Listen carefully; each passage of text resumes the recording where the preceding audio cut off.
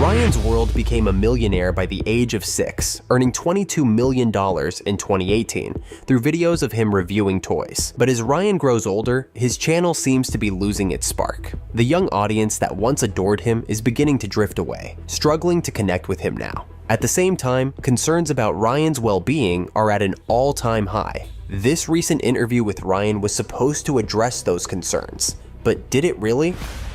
Throughout the interview, something feels off. Ryan barely speaks for himself. It's mostly his parents doing the talking. While some might say that's expected since he's only 12 years old, the moments when he does speak feel strange. It's as if he's either looking for his parents' approval, or they're quietly hoping he doesn't say the wrong thing. Ryan, you had a police escort in Walmart, which was crazy to see.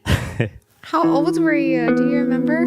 That looks like 4 or 5. They start by talking about Ryan's product line at Walmart. While promoting it, Ryan even had a police escort. In the video, you can tell Ryan is having fun. He enjoys the attention and seems happy making the video. But the thing with kid celebrities is that they don't always get to choose. Just because Ryan enjoys it now doesn't mean he'll feel the same way later. Many kids who grow up in the spotlight don't always like what they did when they were young. Some even wish they could undo it. For Ryan, quitting YouTube isn't really an option. The brand is so big now that it feels like he has to keep going, even if he doesn't want to. How big is the team that runs this?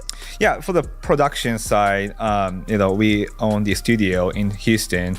It's called Sunlight Entertainment, and we have full-time employee, about 30 to 40 employees, and it breaks down to video editors, producers, animators, voice actors, on-camera talent, script writers. In the interview, Ryan's parents shared that they employ 30 full-time workers. It's clear there's a large team behind Ryan's channel. While Ryan's family is likely set for life, most of these employees probably aren't. His parents mentioned several times that they try to keep Ryan away from the business side of things, so he doesn't have to worry about analytics or managing staff. That's something they handle. Still, at his age, Ryan probably understands how big of a deal all of this is. Even though he might enjoy it, it's hard to imagine it doesn't cause some stress, even if he isn't fully aware of how much work is going on behind the scenes. Ryan's parents also quit their jobs to manage the channel full-time, and while they reminded viewers that Ryan is only 12 years old, he came across as incredibly mature during the interview.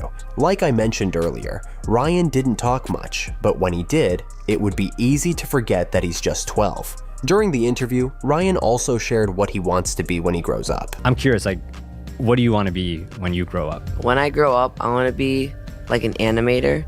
I think it's really fun to do because the drawing, and then at the end you get to see the whole thing and see what you've worked on the whole time. Ryan's answer to what he wants to be when he grows up was actually really humble. He said he wants to be an animator and focus on the creative side of content, which is awesome. But it also raises a question. How will Ryan stay motivated? His channel has made millions, and that could make it hard to feel excited about doing anything outside of YouTube. It's hard to imagine him finding a new passion that can match the kind of success he's already had.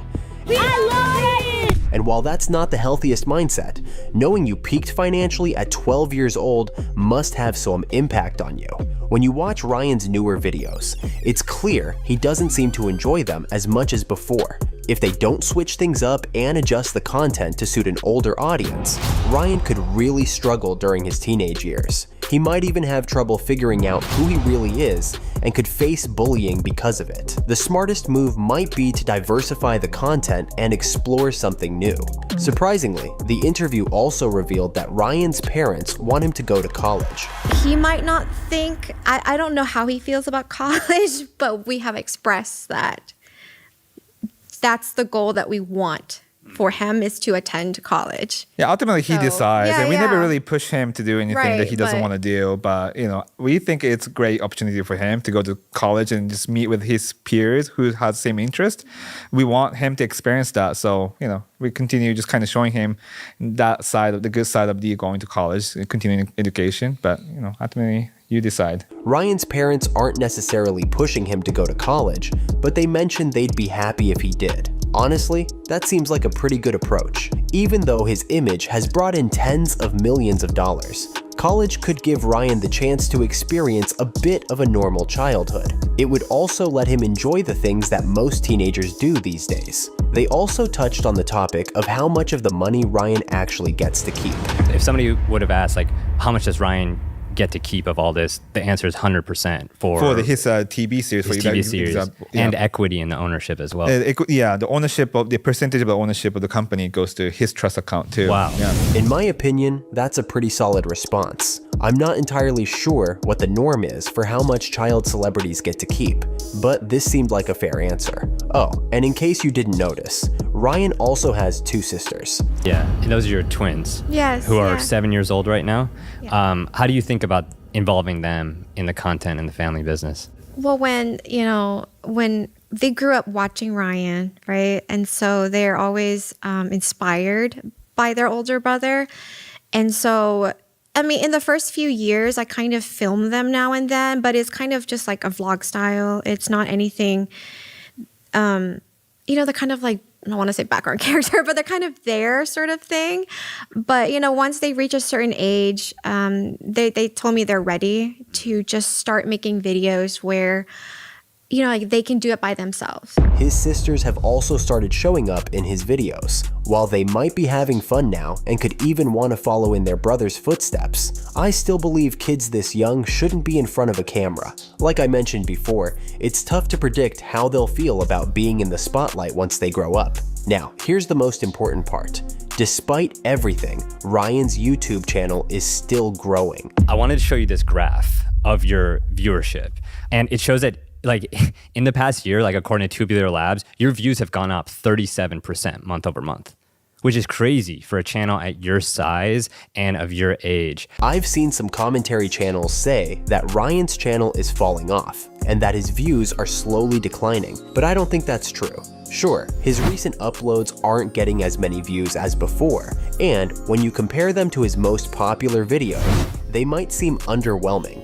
But if you look at the bigger picture, his channel is still pulling in over 200 million views every month. While a large chunk of that comes from YouTube Shorts, he's still generating 100 million views from long-form videos alone. So no, Ryan's channel isn't falling off or dying. The numbers make that pretty clear. Ryan, I'm curious, do your friends also say they want to become YouTubers? Like, do they want to like do other jobs? Like, what do your friends think and say about what you do on YouTube?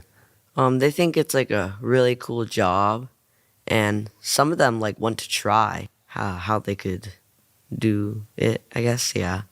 Have you ever helped your friends make videos? Not really, but I just give them advice if they ask me. What kind of advice? Just like do what you want to do, and then like believe in yourself. Even though Ryan's friends seem to have a mostly positive view of what he does, if you can even call it a job at 12 years old, it doesn't change the fact that their opinions might shift as he grows up. We've already talked about the possibility of bullying, but I think jealousy is also a big factor. There will definitely be kids around Ryan who feel jealous of his success, and you can probably imagine where that could lead. I mean, one good thing about the YouTube and also TikTok is the flexibility for your schedule and no commitment. So it's easy to film and it's easy to post. So really, I think it's the most important part is the parents, if they're filming kids, make sure it's keeping it fun, and high engaging, and don't film all the time. Just always just set the pace initially and then try to stick with it. Or if you feel like it's too much for kids, then always just adjust it to film less often. Just when I started to think that Ryan's parents seemed really caring throughout the interview, trying to adjust the content to fit his schedule and making sure he's not overwhelmed, Ryan casually mentions that he used to have a lot of fun. Do you ever tell your parents like, no, I want to be in more videos, I want to do more? I think when I was a kid, I had lots of fun doing the videos like with my sisters and with my parents, because like it's just really engaging and fun for me, and I loved like making the videos because I got to like play with the toys and talk to camera, play with my sisters. It's just really fun throughout the whole video. Why would he say he used to have fun? Is he not enjoying it anymore? Honestly, that wouldn't be surprising. When you're 12, making content for toddlers probably isn't much fun since it's hard to relate to that kind of content anymore. But aside from that, there was also a really wholesome moment during the interview. Just him being confident and being himself, no matter whether it's on camera, off camera, in front of certain people or different, many people, he's always himself. He never changes. And that's something, I think it's incredible. I wish I learned that from him. Just that confidence that he has is something I always kind of look up to, and then trying to learn it from my own son. Wow. What does that make you feel hearing that from your dad? Very. Overall, I'd say Ryan's parents seem to have good intentions for him, and I really hope they can switch up the content so he enjoys making videos more. As one comment on the interview pointed out, I can't wait for the real Ryan interview in 10 years.